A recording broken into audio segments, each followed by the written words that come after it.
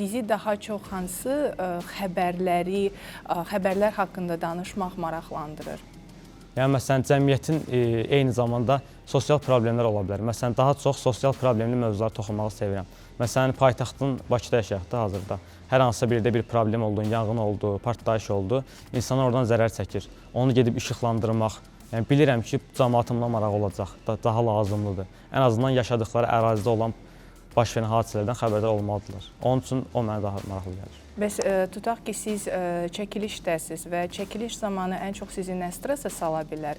Məsələn, uyğunsuz hava şəraiti, ya texniki nasazlıq, ya da ki, məsələn, siz kimdənsə bir, nə deyirlər ona Amid bəy, intervyu almaq istəyirsiniz, amma o insan biraz narahatdır, danışmaq istəmir. Yəni, sizi daha çox nə stresa salacaq bu vəziyyətlərdən? Əslində, bunların hamısı öz yerində sala bilər, amma hava şəraiti məncə daha çox salar. Çünki onun, yəni mənim əlimdə olan bir şey deyil. Əgər ciddən problem varsa, yəni mən nə qədər yaxşı oluramsa olum, məndən asılı olan bir şey deyil. O daha çox problem yaradır.